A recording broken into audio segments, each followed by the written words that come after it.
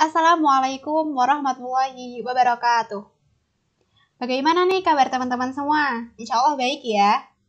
Nah, kali ini saya akan menjelaskan kepada teman-teman semua tentang saringan Eratosthenes. Tetapi sebelum kita ke saringan Eratosthenes ini, kita akan mengkaji terlebih dahulu.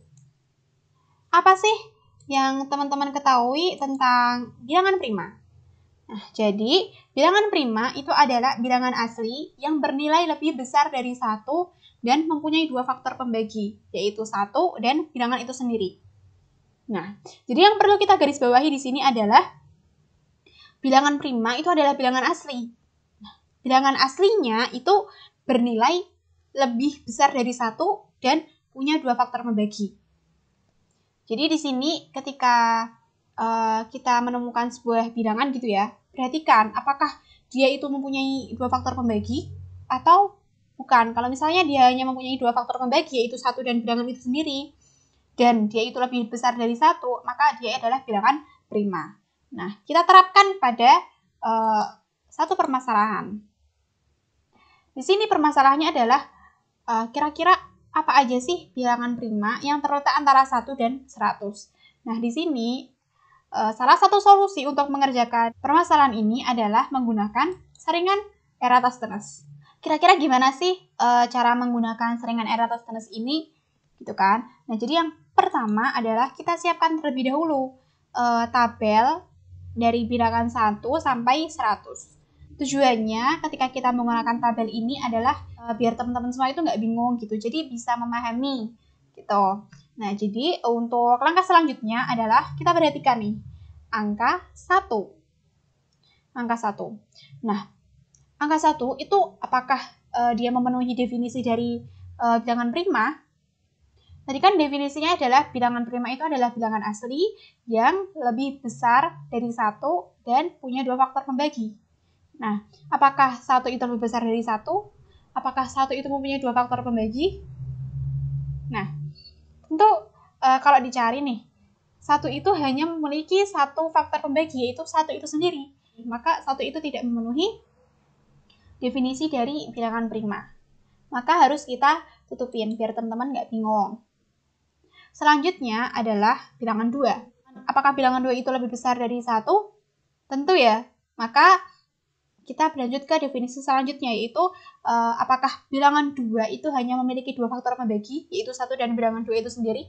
Iya ya. Nah, jadi faktor pembagi dari 2 itu adalah 1 dan bilangan 2 itu sendiri.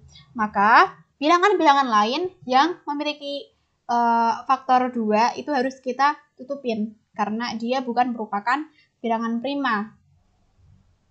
Selanjutnya, kita berlanjut ke bilangan 3. Nah, bilangan 3, apakah bilangan 3 itu lebih besar dari 1? Tentu ya. Nah, maka kita berlanjut ke definisi selanjutnya, yaitu apakah bilangan 3 itu hanya memiliki 2 faktor pembagi, yaitu 1 dan bilangan 3 itu sendiri? Iya ya. Nah, karena bilangan 3 itu memiliki 2 faktor pembagi dan merupakan bilangan yang lebih besar dari 1, maka bilangan 3 ini adalah merupakan bilangan prima.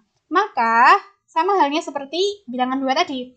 Maka, bilangan-bilangan lain yang memiliki faktor 3 itu harus kita tutupin. Sebenarnya, kenapa sih kok harus kita tutupin? Karena secara definisi itu bilangan prima itu dia lebih besar dari 1 dan dia hanya memiliki 2 faktor pembagi. Nah, faktor pembaginya ini adalah bilangan 1 dan bilangan itu sendiri. Jadi nggak boleh ada unsur bilangan lain gitu. Kayak misal nih kita ambil angka 9. Angka 9 itu apakah hanya bisa dibagi oleh 1 dan 9 itu sendiri? Enggak kan? 9 itu juga bisa dibagi dengan 3. Nah, dia memiliki faktor 3, maka dia bukan bilangan prima. Dia tidak memenuhi definisi bilangan prima. Maka yang seperti itu harus kita tutupin. Selanjutnya, nah di sini kita hanya fokus kepada bilangan-bilangan yang belum kita tutupin, ya. Jadi karena 4 itu sudah ditutupin, jadi kita tidak membahas bilangan 4. Kita langsung ke 5. 5 tentu ya lebih besar dari 1. Nah, pertanyaannya, apakah 5 itu hanya memiliki 2 faktor pembagi, yaitu 1 dan bilangan 5 itu sendiri? Iya ya. Nah, 5 itu hanya memiliki 2 faktor pembagi, yaitu 1 dan bilangan 5 itu sendiri. Maka bilangan-bilangan lain yang memiliki faktor 5 itu harus kita tutupin. Jadi alasannya sama seperti bilangan 3 sebelumnya. Nah, maka harus kita tutupin. Selanjutnya, bilangan 7. Bilangan 7 tentu lebih besar dari 1. Nah, apakah bilangan 7 itu hanya memiliki 2 faktor pembagi? Iya ya, bilangan 7 itu hanya memiliki 2 faktor pembagi, yaitu bilangan 1 dan bilangan 7 itu sendiri. Maka, bilangan-bilangan lain yang memiliki faktor 7 seperti 49, itu bukan bilangan prima. Selanjutnya, kita lihat nih bilangan 11. Bilangan 11 itu tentu lebih besar dari 1. Bilangan 11 itu apakah memiliki 2 faktor pembagi? Iya ya, yaitu bilangan 1 dan bilangan 11 itu sendiri. Maka bilangan-bilangan lain yang memiliki faktor 11 itu harus kita tutupin juga. Nah, karena di sini sudah tidak ada bilangan yang memiliki faktor 11, maka bilangan-bilangan setelah 11 dan seterusnya ini merupakan bilangan prima.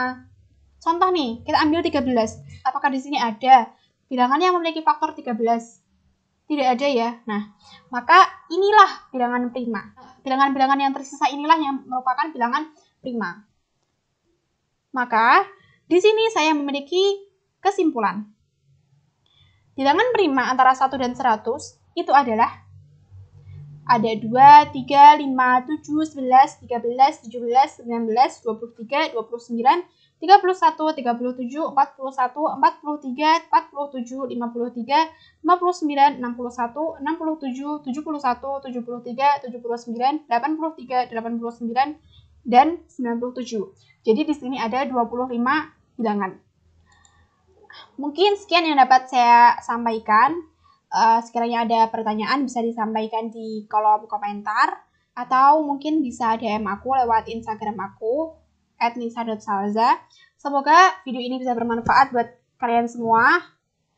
Terima kasih.